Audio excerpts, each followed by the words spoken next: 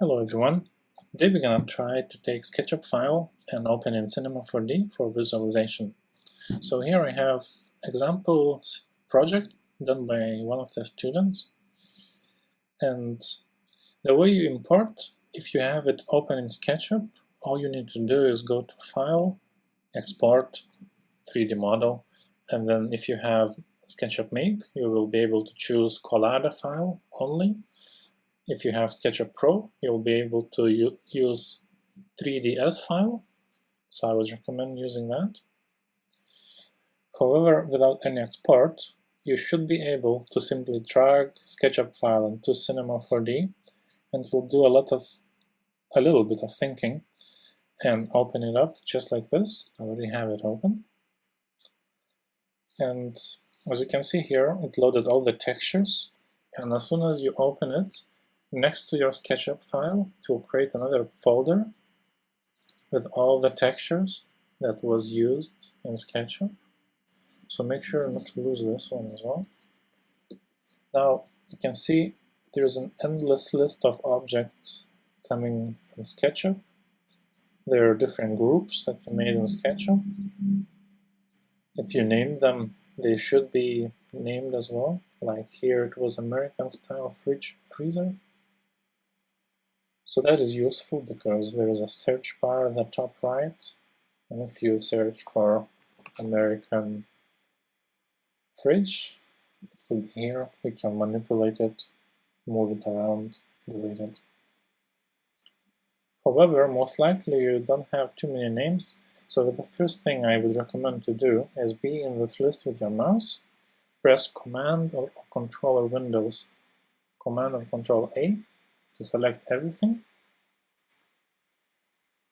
and press Alt G. This will group all the things into one folder. You can double click here, call it imported.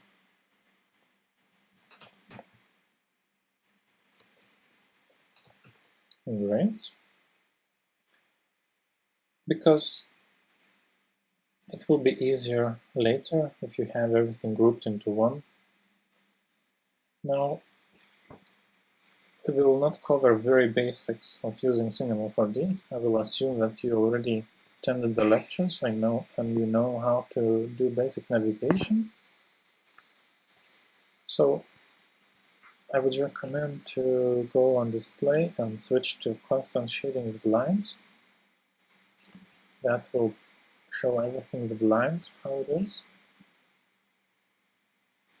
Maybe for now we'll just keep it in constant shading or cloud shading as it was. It's a bit easier to see things. So one of the first things I would really recommend doing is hiding your ceiling, because it really helps you to work with the model, because you don't need to like zoom in and then you're working, you have things blocking your view. And we'll have a look how we could do that. So if you're in model mode, you'll be able to select objects just from the viewport. You will see them outlined in yellow. You'll also select it in this list, but it's somewhere deep down, and you can use this option, scroll to first active, if you have my interface. If not, it should be in view, scroll to first active. And this will right away jump to this actual object. And if I move it around, you can see that's the whole glass roof. Now, you can see how this polygon is in a group, within a group, within a group. So we can go up the hierarchy and see how things are grouped. And with some luck, if you group things in SketchUp, altogether you'll see your roof, and you can take and hide it easily altogether. It seems not to be the case. And it seems like there's walls and the main object together with the roof.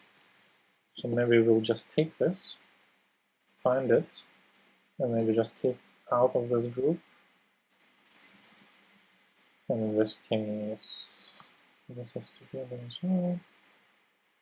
So just selecting things from the viewport and jumping to them is the way to go in this case.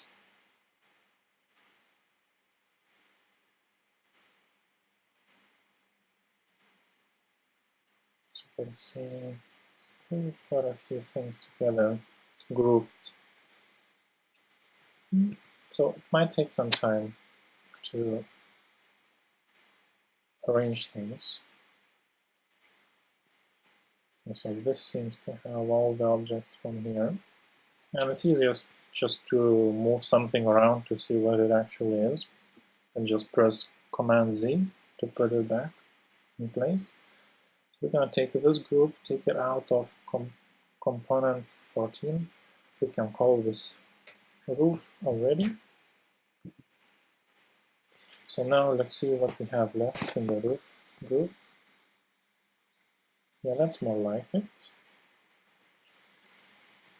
However, it does not have any structural elements. That is fine. So what I would like to show you is that you can just take this roof, press Command Copy, Command C, delete it, and press Command V to paste it. This way, your roof elements will be at the top here, and that's why we grouped all the things together, because now it's easier to work with. And because of the long names in the list, this gets expanded more than it's needed. So all you want to do is take this line and bring it back.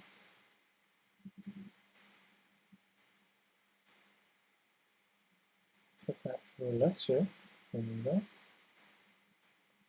Because we're going to use these two buttons, and we're going to hide it from the view and from render for now.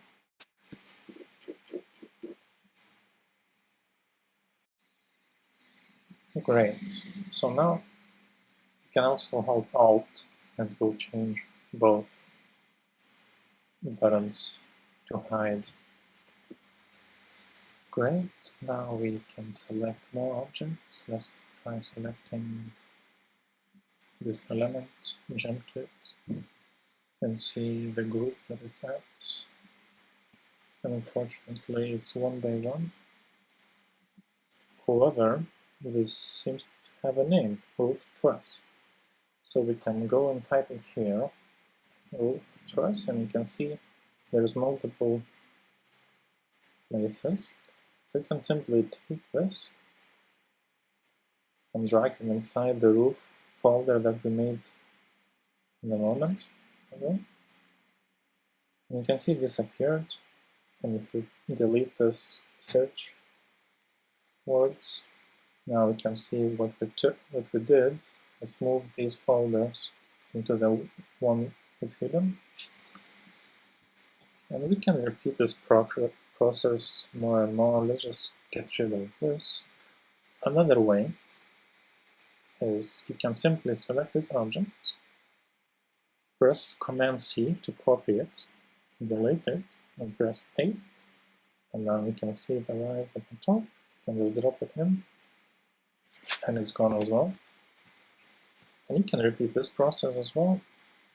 You can select this,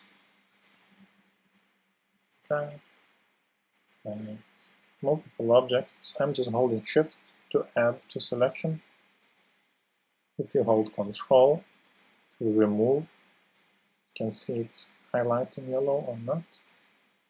And now I can copy it, delete it, paste it, and drag it inside of the roof group. Great. Now, we will not analyze the design. I'll just give you general principles, what any project will need if you import it from somewhere else. And this looks like a lot of work being done, so it's really good to see.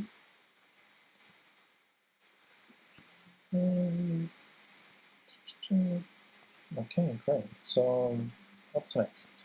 We could, depending on how much time you want to spend, we could arrange things more, but it wouldn't change the principle. You would just, in model mode, select things from viewport and do something with it. Easiest thing is to select multiples, copy it, delete, paste it, and it will be at the top. And then you can press Alt-G to group things and double-click to name the group. However, if you think, you can go back to SketchUp and name things that are important for you, and you will see the group name in Cinema 4D after you export it again. Okay, so it seems to have quite a bit of textures, so we don't need to do a lot with most of them. However, I want to show you a few tricks how you can take Cinema 4D internal texture and replace it easily, the one you have. So if I select in model mode, if I select this and jump to it, you can see this polygon has multiple textures applied. For example, if I select this brown texture, I know it will be this wood. Easy way to check, you can delete it, see it's this one. Also, when you have object selected, in textures, you can see how this texture is outlined in yellow. It means object is using this texture. It's using this brown one as well. So just for a quick example, we can take glass. So here's a glass object. You can just select it. You see that's the texture that it's using. Let's just bring it to the beginning. And we want to take this and replace with another texture. Now, you should have some library downloaded. If you don't, you can go to Help, check for updates.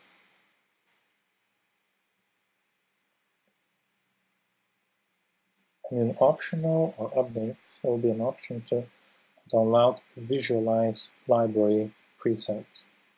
And then you want to press Continue and proceed with the installation. And then you'll be able to go Window Content Browser, or in my layout you have a button for that. And you will not have all of the things I have, but you should be able to see a Visualize. And here we're going to expand, go to Materials, Glass, and pick up this glass simple. No need to make it from scratch because it has these specific parameters, how it bends the light and how reflective it is. And the trick I want to show is that you can take this texture, hold Alt while you drag it, and put it on top of the other one and release it. And what it did, it replaced one texture with the other, and it went everywhere where you have it applied.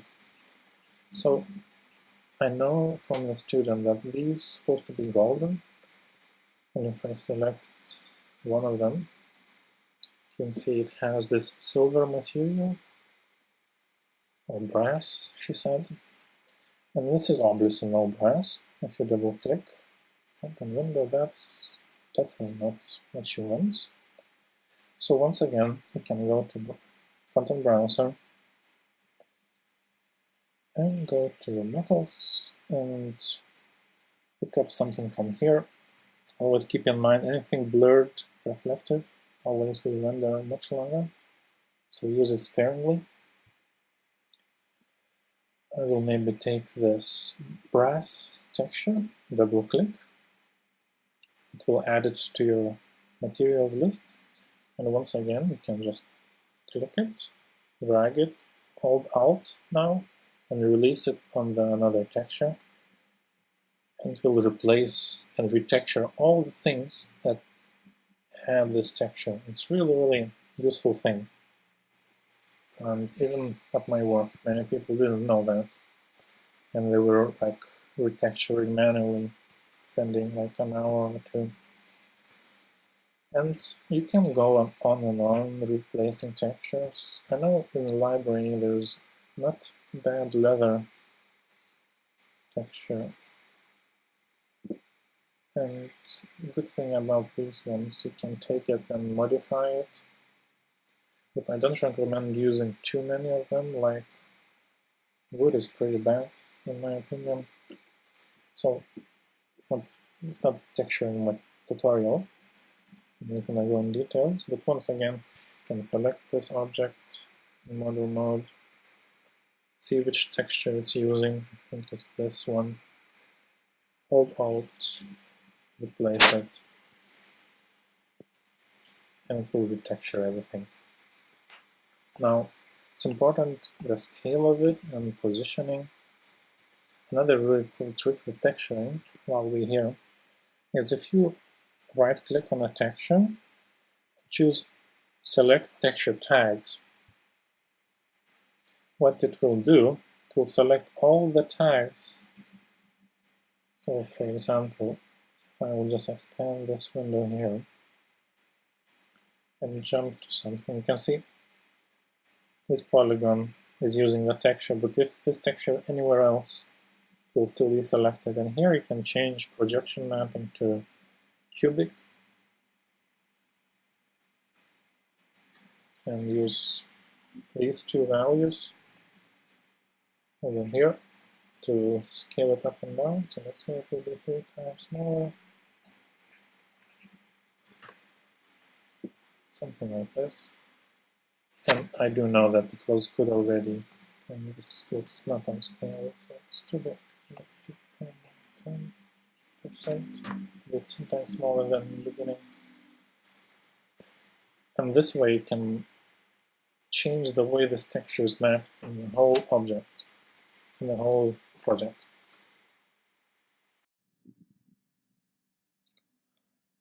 Another cool trick is that you're able to right-click on a texture, or I mean double-click, and in assignment you can see all the objects that this texture is applied on, and from this list you can click and select, right-click and select object, and this will also jump you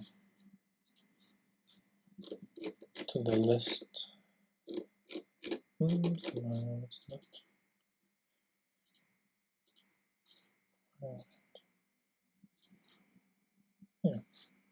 Yeah, it works. You can jump to this. Very well. And also, if you for some reason wanted to clean off all the textures from your model, or let's say you want all of this to be white, let's say all the sofa,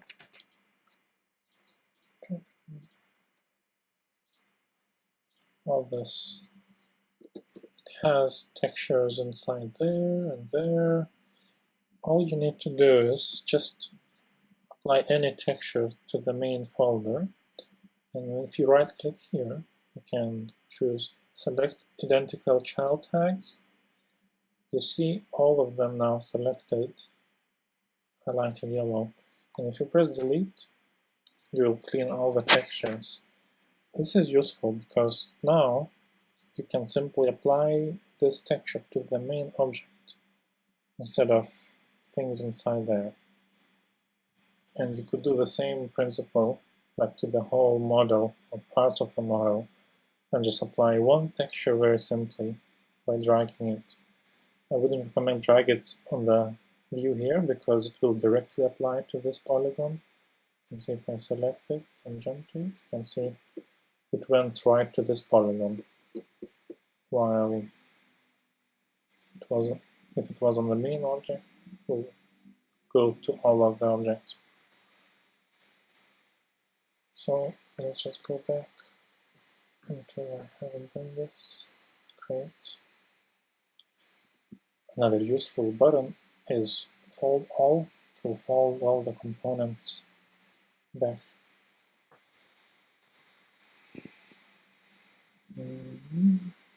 What's next? So that's more or less texturing, and yes, you can apply textures by directly dropping it on an object. So let's say if you want to make this sphere a different texture, you can use drag and drop, and it will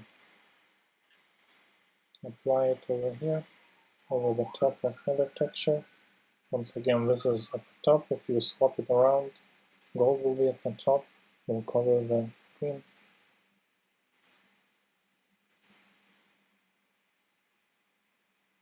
An important thing is how you project the textures. So let's say you have a better brick texture than that. Or this is not on scale, you think. Let's say I'll bring a better brick texture. I will just select this object. And here we are. It's using, I think it's this texture we're looking at. What you can do is maybe bring it at the top, since you're dealing with it. You can go here, and the image file will be in color channel in the texture. So you can click here to load an image, and I will go to my library, textures, bricks.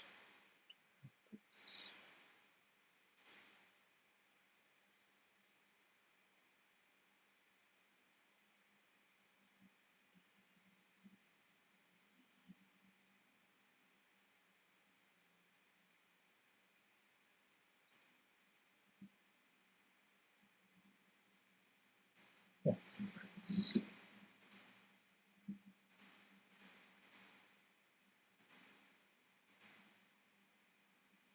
And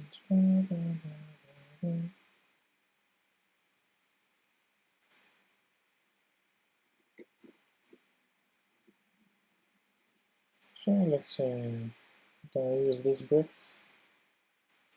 Open. Now when you load images, it will ask you, do you want to copy JPEG to your project location, and you usually want to do that, because all of a sudden if I will go back, here's our textures folder, and here's the bricks. And depends on your texture, how many maps it has. You can load more images to make it more realistic. So this image that comes with this brick, it's called normal map. It kind of makes the bumps appear realistically.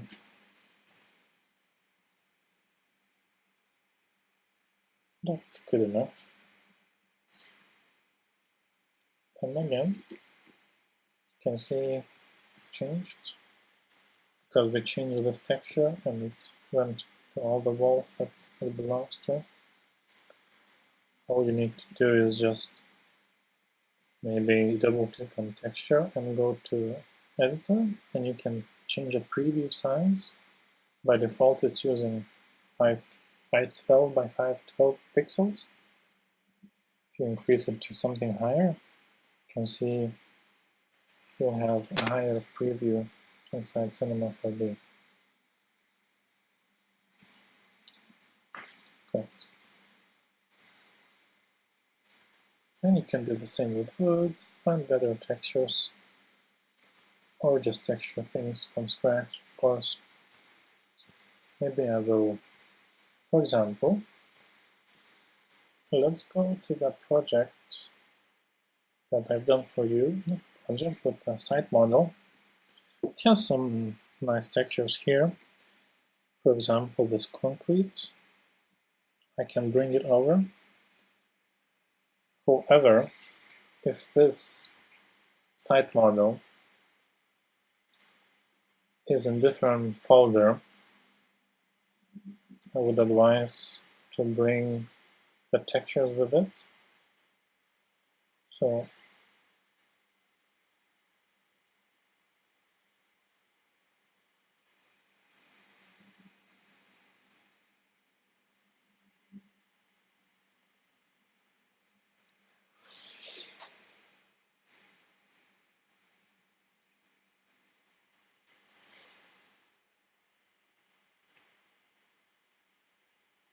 cut.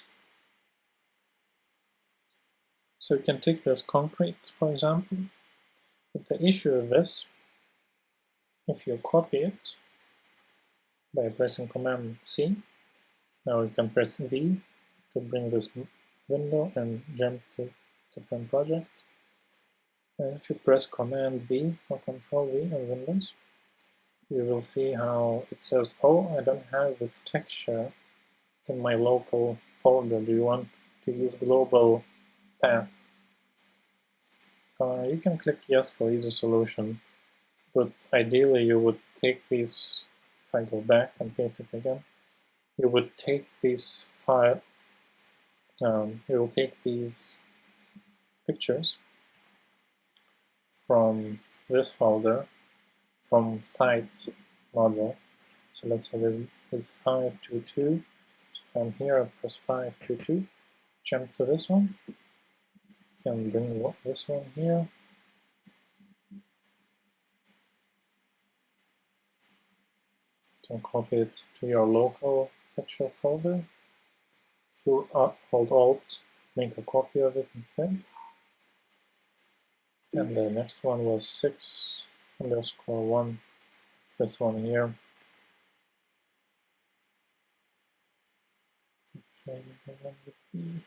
This one. Do the same thing, hold Alt, make a copy of it. Now we can, wherever you click, you can go back, and if I will paste this concrete now, you'll see it didn't ask any questions, because in color channel,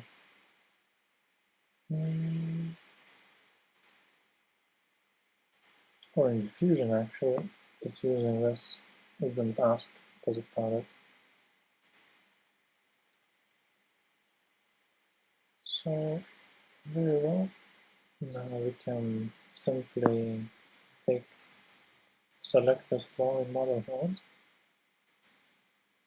this polygon here, and let's find concrete texture. I think that's this one. Bring it back up. Hold Alt, override with a new one. You can see it all changed.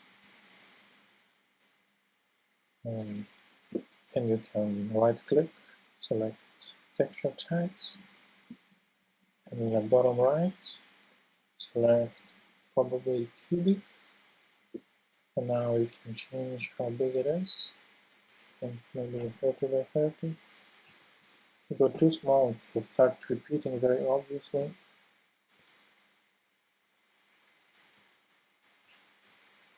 Also, the easier way is if you want to take more textures from some project, you can just copy the whole thing.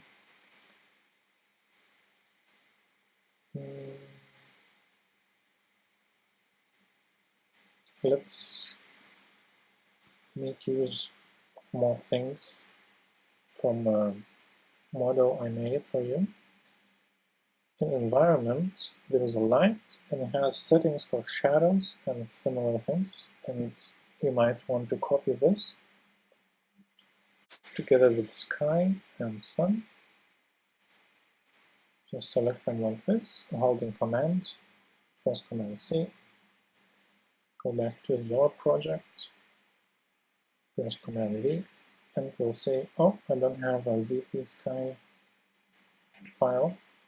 No problem, we can take this file from Dropbox, which you can access I'm using directly. And we will take this, hold Alt, and make a copy of it. It's a really big file, you can see it's 20,000 pixels wide. or 10,000. Very well. Now you can go back to cinema. Whatever you click, you're going to go back, then Z, and then paste it again, and now no questions asked. And ideally you would press Alt G to group these three objects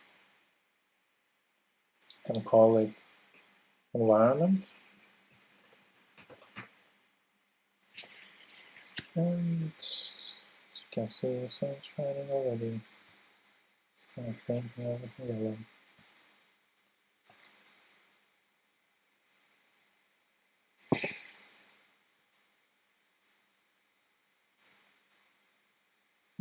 Another thing is render settings. We should go back to site model file, and you want to press on the cog button that says render settings. If you don't have it here, you can go to render and render settings. And here's a bunch of render settings.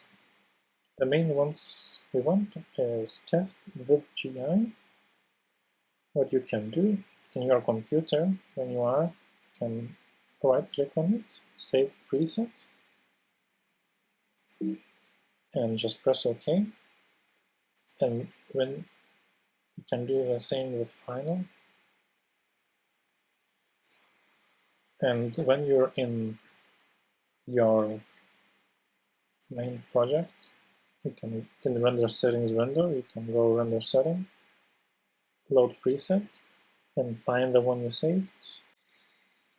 So it imported render settings. It's called final. Let's do the one that says test.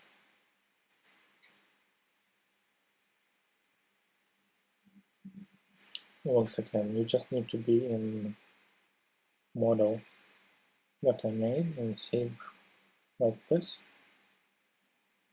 and press OK. And from then on, the settings will be accessible in any project. You just load them like that. And the way you switch between the settings is not by clicking on the letters, because it feels like you switched, but actually it switches only when you click on this icon here. Because I can change final settings, but it's still currently using test.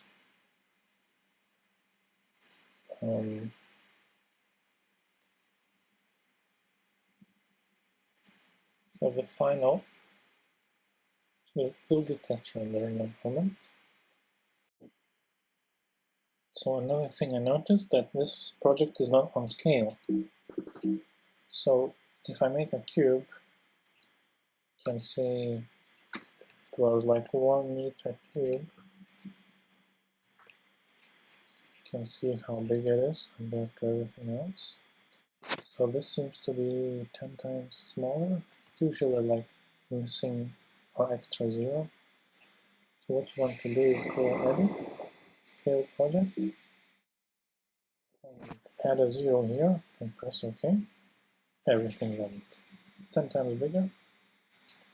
And now if you make this cube back to 1 meter size, it's still massive. So we need to do another zero.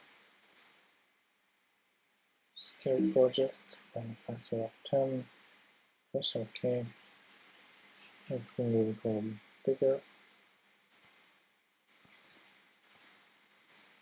And this cube, if I do it on zeros, now 1 meter, if I move it in here, this can be 10 times bigger. Since it's not my project. Let's see if I select this part of seating. You can see the size of it is 230 centimeters. Let's make the whole thing twice as big. So go edit, scale project, and type 2 here. That's okay. Everything will go twice as big. And in Cinema 4D, there's this preview scale, so you can see things when you zoom out start disappearing because you need to go to File, to Edit, Project Settings, and in here you'll see Medium, change it to large. Now we can zoom out and stay there. It's just to manage different scales projects. So again, let's just take this cube. It's now 2 meter size. Let's make it into 1 by 1 by 1. And it looks right to me. Let's import something from library just to check. I'll go to my own library to. Oh, I don't have it yet. It's very messy, but there is a random chair. So we added a chair and went in the middle of the world, which in this case is a bit far away. So potentially you could select all of your model and move it until the center of the world, which is right here, where anything made freshly goes. You could move everything until your center of the world is in the middle of your space. So let's say just take this chair in model mode.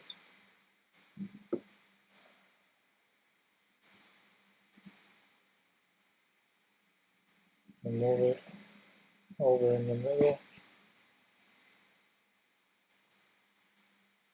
Somewhere in here. It's a little bit slow because computer is recording video and it's a bit of a heavy file with a lot of things.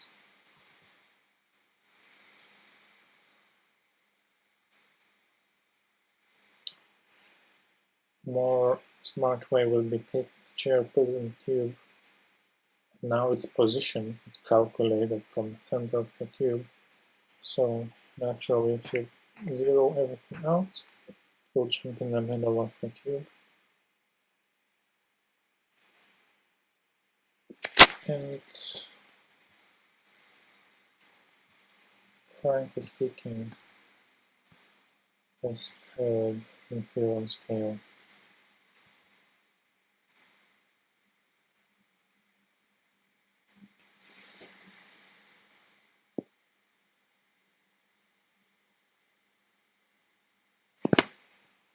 Where is it? Maybe it is. Yeah. Yeah.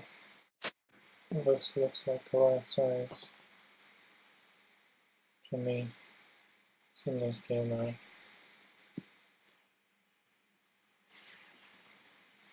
So we can get rid of this chair. Now let's work on our lights. Easiest thing to do is go back to our site model that we have open and take this area light, press Command C, go back to our main model, press Command V, and it will be somewhere here in the middle of the world. Let's position it somehow, somewhere.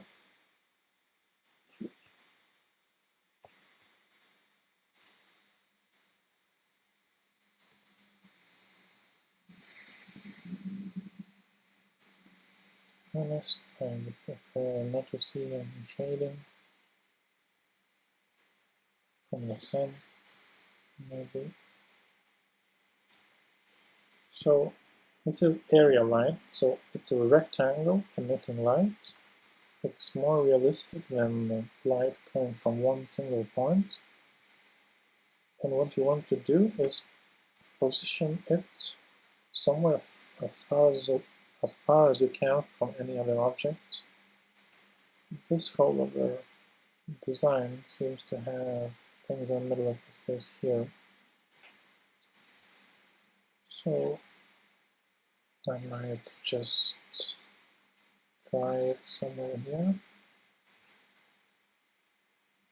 And it's a bit hard to see, but I hope you do see this rectangle. It would be easier if we increased its intensity to back to 100. However, for rendering, I know 45 would be a better value to use and start testing it. If you're in model mode, rectangle light, the area light, will have these yellow dots. You can click to resize,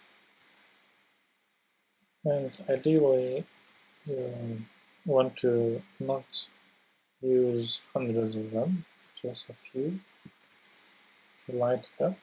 And to get realistic results, you really need to think where the light is coming from in your design, where you have your lights or something. But now we're just kind of backing it and putting a rectangle in the middle just to fill the space with light. And it's really useful technique. I still use it a lot because at some stages of design you don't really have maybe details where the light is coming from yet, but you need to test render and see how design looks. So you just use area lights just to fill the space with light. And all I'm doing now is positioning a few of them around in the space.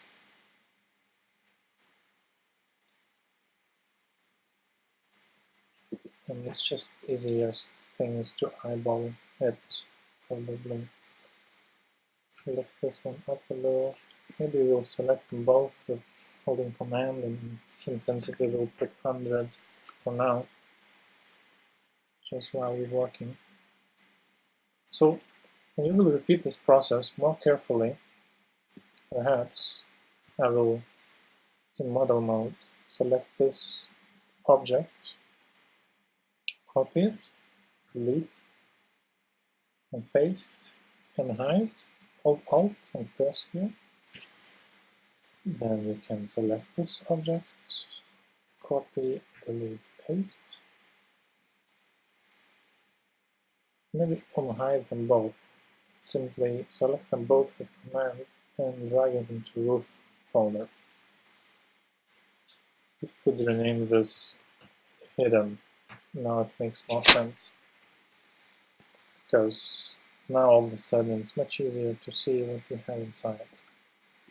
Great, so now let's take this light, hold command or control on Windows, drag to make copy of it, and press R to rotate. Rotate. Once you rotate, and you can start holding Shift, will start snapping, or you can turn on snapping by activating it here. E to move, position it up and down, rotate, and until you think it's sort of in the middle of the space. But you guys should really like, for example, here you have lights. So what you would do is, in model mode, select this light,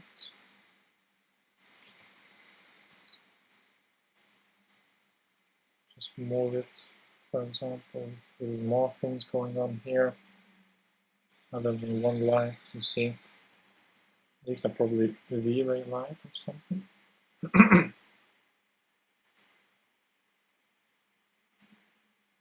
Yeah, it's V-ray sphere light.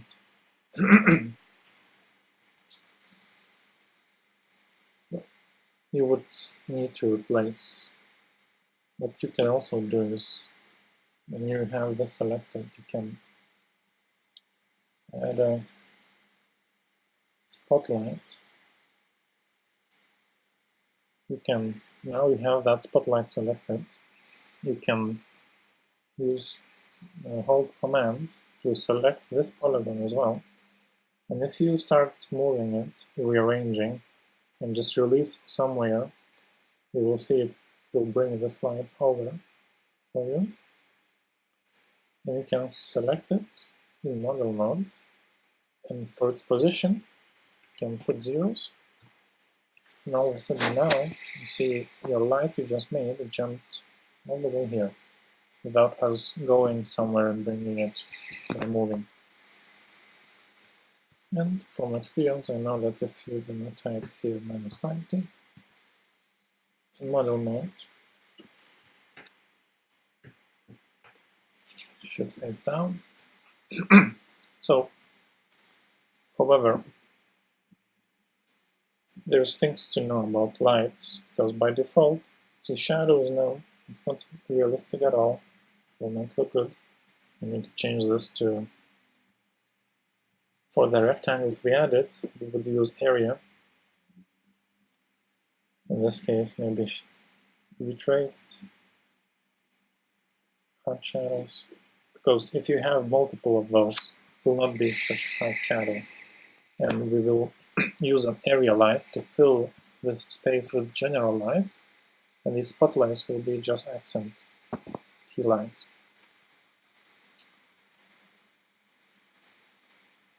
For all selected from here, maybe we will position ourselves here and unhide the hidden stuff, just to have this light in relation with the arch above. And in model mode, you have these rectangles, you can resize it. It's not ideal because where it overlaps objects, will start getting artifacts. That's the easy way of doing it. Possibly you would maybe position it out from these structural elements. Let's just keep it here for now.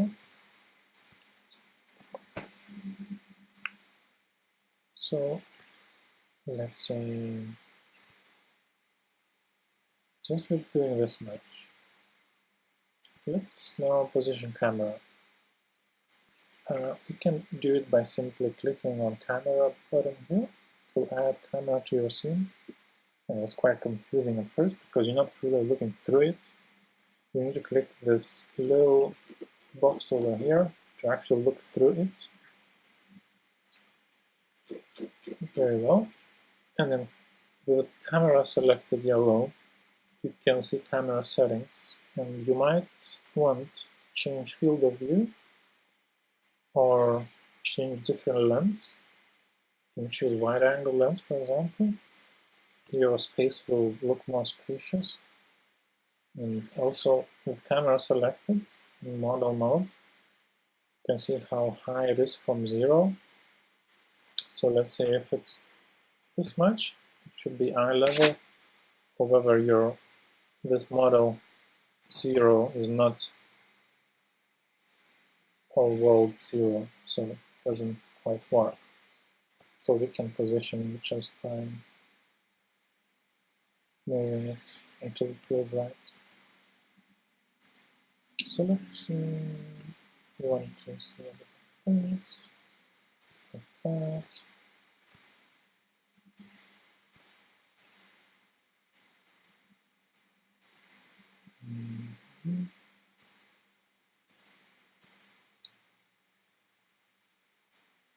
So looks okay.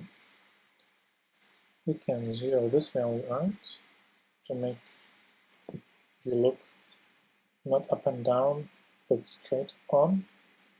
This makes all the verticals vertical, and just the image looks better. Also, if this looks like if it was 90, it would be looking straight on there. Maybe we want that, maybe that. Oh, and you can rename it, render 1. That's what I usually just do, simple. You should name it as your area that says bar area. And say, just call it bar or bar view. And really advisable is with the camera selected, go to tags, cinema 4D tags, and protection. This will stop you from moving this camera around. So now if I want to zoom in, out, and move around, it does not allow. Now I remember to click here again to stop looking through the camera. And if I move myself around, you can see how here is the camera which we just made. And if I click on this box, we will start looking through it. Now, you can take this, Alt Command duplicate, look through the next one, and select this tag and delete so we can move it. I'll do another render somewhere here, looking up, for example.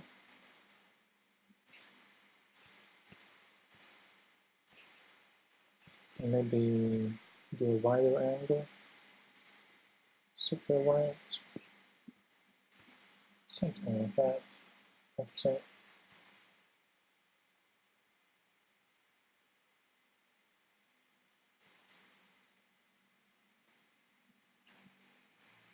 Very well. And now you can hold Command and copy this protection tag on the new camera so we don't mess it up by mistake. And I call it, I don't know, Atrium View.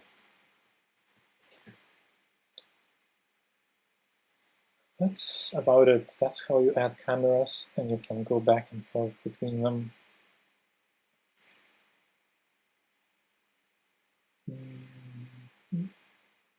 Let's do a test render, shall we? So we already imported settings, so we're gonna use final test for now, and you can just press on this one, render to picture view. We'll open a new window and it will be rendering. And this right away looks too bright because we took these lights and increased the value just to see it better. So we're gonna select them all, go back to settings and put this back to 45 where it was, and press this button again to ask you, do you want to stop current render and start over? Yes.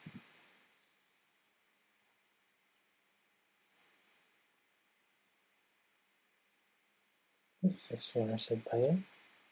So what you want to avoid is completely black areas and completely white areas, because those you cannot fix because you lost pixels.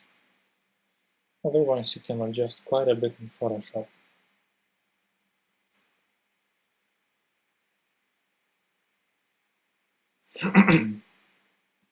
While it's rendering, we can take these lights and group them. And call it area lights maybe. Bring it into environment folder and let's call this day. If you want a night one, you can simply Alt Command duplicate that, call it night, if you can type. And this new one, we want to delete sky and delete sun. And the important bit later on will be hide one of them. So in this case, we're gonna keep the one maybe, hide the night one. Again, I hold Alt to change both of these buttons. Without it, you need to change this and change that. And it's rendering. It's taking a little while. I'll resume recording when it's finished. So here it is rendered. It took 16 minutes 43 seconds on my laptop. You can see it looks pretty okay with this little work. You can see the sun shining through the windows, casting shadows over here. You can see the material we applied to these spheres is working. Also the concrete on the floor, the way we made. You can see these artifacts here because this object is too close to the light we positioned there. As I said, so you need to try to position these area lights further from any other objects. So it's worth spending some time doing this. And you can see the sky through the windows, which we imported from the site model. And actually these render settings were really high quality somehow, but if you import test settings from the site model, as we did before, it should be better. And basically if you are in physical tab, you can change this value and it changes the quality of your textures, lights altogether. So let's say this should be for test something like 50%, and for final it's 10%. Now let's do the other view render. So close these windows, jump to the other view that we made, and press render again. And I'll come back to you when it's finished. So here it is finished. It only took 1.5 minutes this time, because I changed in the render settings, we changed this physical value for test to 50%. It was much faster right away. And it doesn't look spectacular, but it is really basic what you need to do. Add a light and import render settings to get a result like this, and you can keep working on this, add much more, and use Photoshop to take things further. But that's where you can get with this much work. Add textures and replace the existing ones better. We learned how to bring in textures from the model that you all have, site model. You can bring more things like concrete, bricks. Actually, I think I brought wrong concrete back when we did it. And we imported sky and sunlight. And we went back to the main model, went to camera atrium view. For example, now if I just switched off day environment and turn on night environment, all that this one has is area lights. So again, there's much more work to be done for placing lights, and we can make maybe another video where I show you more about spotlights and so on. But if we just render this, for example, I just pressed Shift-R, that's a shortcut for rendering. Saves you a few minutes a day at work.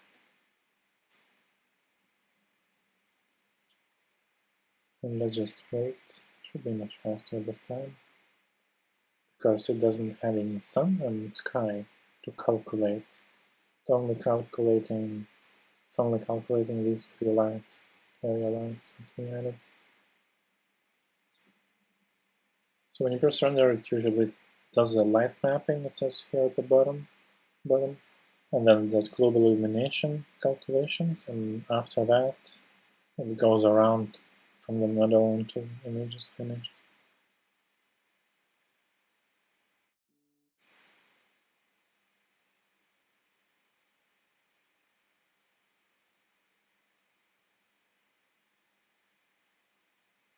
So you can see a bit difference.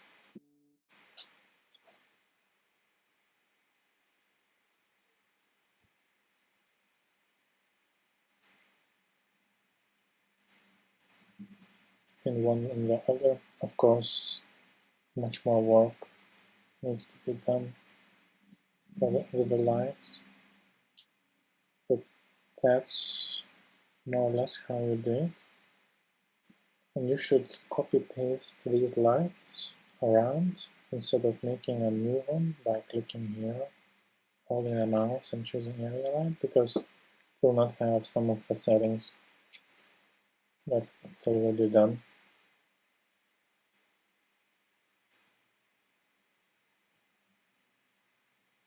So let's just wait for this to finish.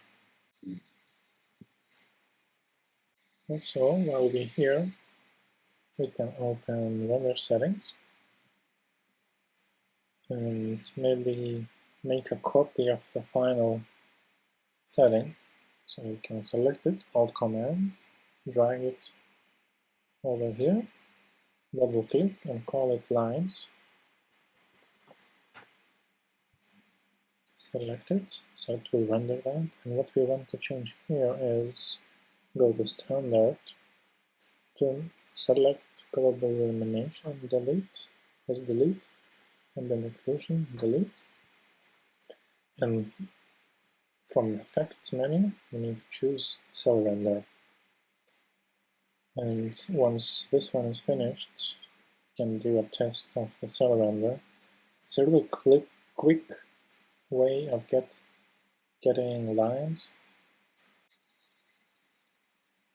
Here we go, that's render finished. Now we can press render, and we'll be rendering just lines. So here it is finished, and what it did, it rendered lines around every object in your scene. So you can see the glass, the stairs, and it will be down to how you have things arranged. In the render settings, you can change the cell render to render edges as well, and that will give you all the lines, as you can see in the program. It will subdivide objects like this. Sometimes it's good, sometimes it's bad, because surfaces will become triangulated and so on. So maybe leave it off. And now we have rendered this, and this, and the other view. You can save it by right-clicking and choosing Save As a JPEG is fine. Press OK, and it will ask you to locate it somewhere. I would advise to make a renders folder next to your project.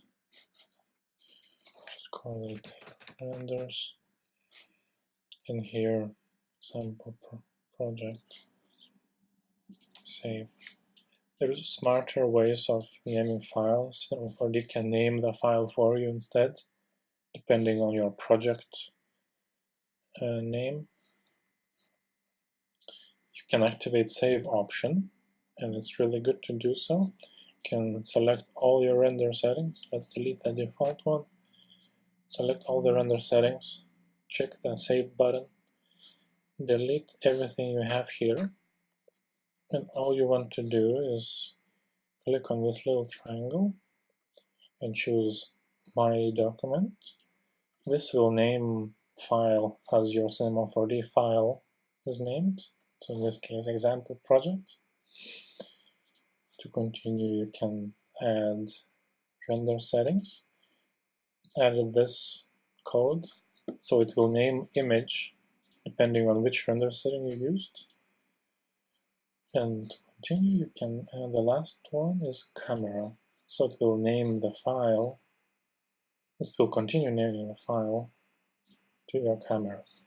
And all you want to do now is bring yourself to the front of this and press this button with dots, and it will ask you where you want this file to be output. We're currently in the right folder where we want it to be. So type nothing in here, just press save, and now you have a file path. And when it finishes rendering, it will output the render and we'll name it like that. So just to make a really quick test, let's just jump to test settings and just physical. So let's just render this out.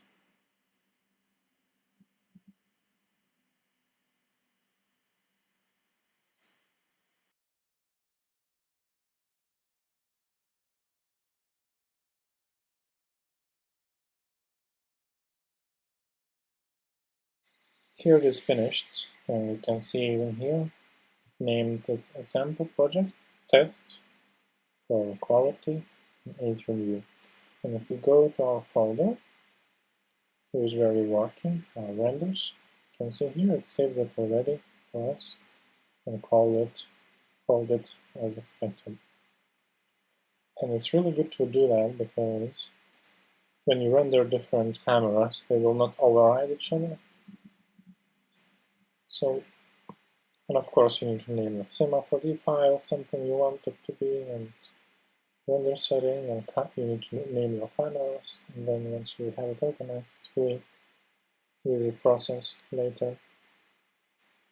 And there's things later on like render queue where you can basically have a list of renders and you'll go through all of it until it's finished overnight. For example, if I deleted all this, you can go render queue to open this window, and then when you want to add the camera, you just go render, add to render queue. It will ask you to save this file again, because this window takes it from your folder, not from what you have open. Here you see here's a first render job. You can use command and copy it multiple times. Select the second one. This one will be a bar view instead. And for example, here you can get render bar view as well. With the fifth, and the second two will be in final quality.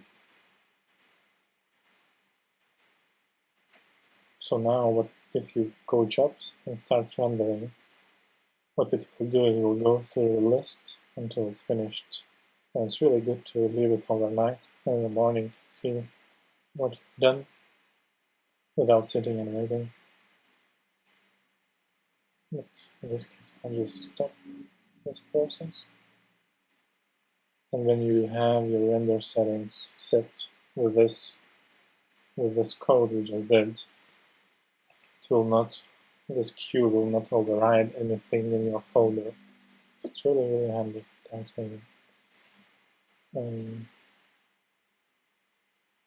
So as a last thing, if you haven't done any of those, if you just did a bunch of renders like we did, you can still go here and press save as, okay, and locate it in the desktop. Then you cancel, you can just, I will just copy this, paste, and now again, save it, save presentation view, and this, we're going to save it. Should save everything that one as well.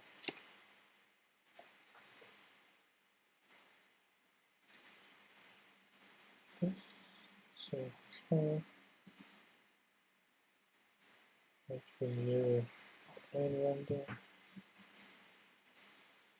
And then we're just going to save the lines as well. Save it. This lines. Okay, now in the folder, have these two.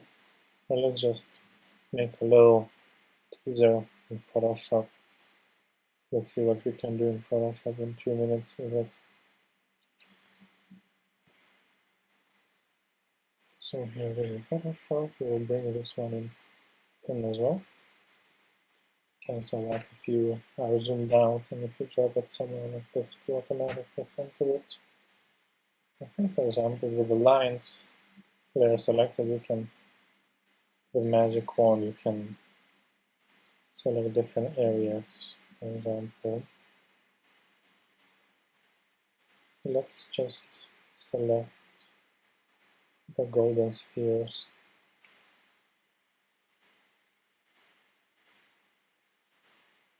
As far as I can tell, that's them.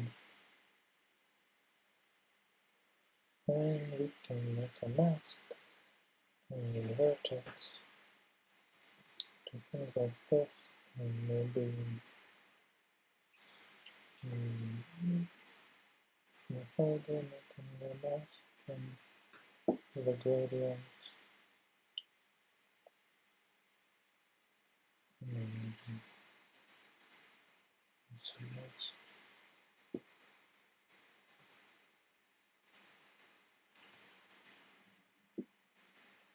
Do something like this.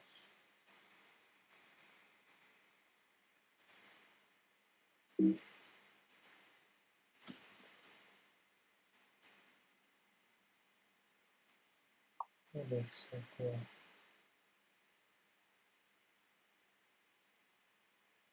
Maybe something like that.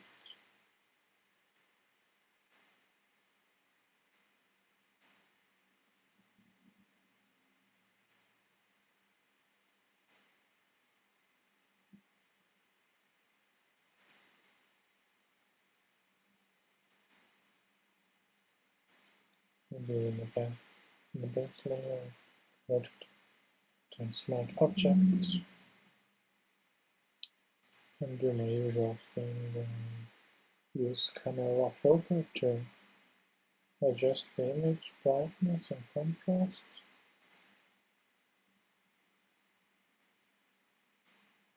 Make it a bit sharper.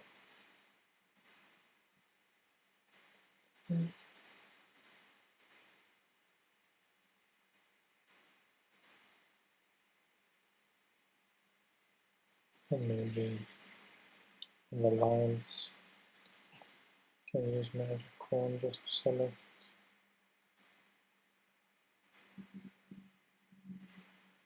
just a few more of those.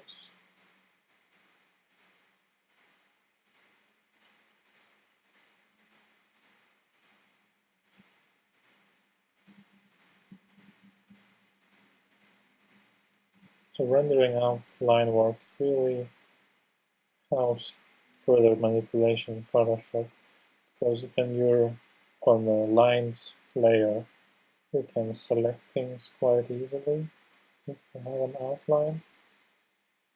So what I'm trying to do here, for example, maybe with this selection you can go to the base layer, do command copy, command paste, and bring it above the lines, and here this file full color, and we can make a layer, something next, overlay, do something like this, for example.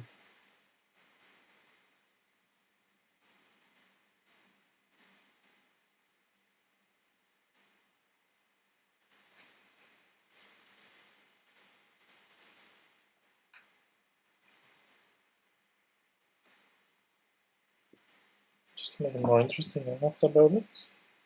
Of course, you can add people, and whatever your idea is, you can do a lot of Photoshop from this point. Thanks for watching. Bye.